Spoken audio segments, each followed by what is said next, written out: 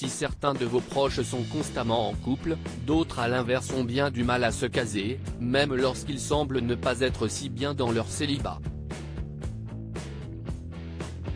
À y regarder de plus près, vous pourriez bien même leur trouver quelques similitudes au niveau de leur signe astrologique. En tout cas, les astres ont bien leur avis sur les signes les plus malchanceux en amour. Alors vos amis célibataires endurcis et pas vraiment heureux de l'être en font-ils partie? Si ce sont ces trois signes qui semblent ne pas être les plus chanceux en amour, si est-il tout simplement en raison de leur approche de l'amour, leur manière de gérer leurs sentiments, mais aussi leur envie de vivre à deux. En effet, certains signes sont à l'inverse chanceux en amour. Il s'agit notamment des Poissons, du Cancer ou encore du Taureau et de la Vierge. Si le premier, dernier signe du zodiaque, n'est tout simplement qu'amour, le Taureau, lui, avance en amour comme un compétiteur. Mais alors quels sont nos trois signes les plus malchanceux en amour?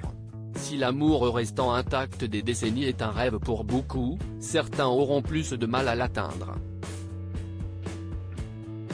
Il s'agit notamment du signe du Scorpion. Même si ce signe d'eau est particulièrement sensible, le Scorpion a un tempérament destructeur. Le natif de ce signe est le spécialiste des excès en tout genre. Ainsi, il aime à 100%, et à l'inverse n'aime pas. Ce qui rend l'amour durable assez difficile. Car s'il ne parvient pas à s'attacher, il se lassera aussi vite, ou bien tomber éperdument amoureux. Et là l'intensité pourrait en faire fuir quelques-uns pas à la hauteur. Avant de rencontrer la bonne personne, le natif de ce signe connaîtra donc quelques histoires. Si est-il le cas de Jennifer ou encore de Florence Foresti, native du Scorpion. Récemment tombée amoureuse d'Alexandre Kominek, humoriste de 14 ans de moins qu'elle, la maman de Tony, 15 ans, n'y croyait plus. Et à l'aube de ses 50 ans, elle semble vivre passionnément les choses. L'amour arrive dans votre vie et vous recommencez à zéro, et vous avez 16 ans. Profitons-en, a-t-elle fait savoir. L'un indépendant, et l'autre exigeant. Trop? Le Verseau est aussi un signe qui n'est pas des plus chanceux en amour. Il faut dire que si est le signe astrologique le plus indépendant du zodiaque.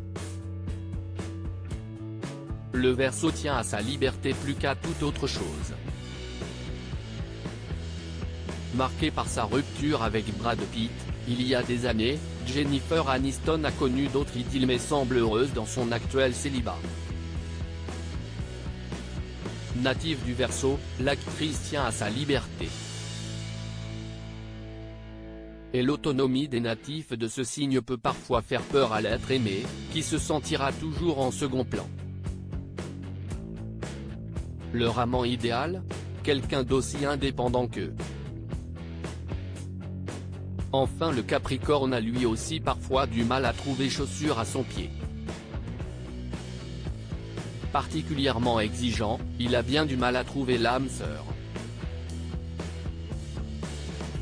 Native du Capricorne, Kate Middleton a trouvé sa solution, épouser un prince. Précisons tout de même amis Scorpion, Verseau et Capricorne que rien n'est déterminé. L'amour ne dépend pas seulement des astres, mais aussi du parcours bien personnel de chacun. Enfin, même lorsque les signes astrologiques entrent en jeu, il faut aussi prendre en compte le reste du thème astral et non seulement le signe solaire. Vous voilà sauvé.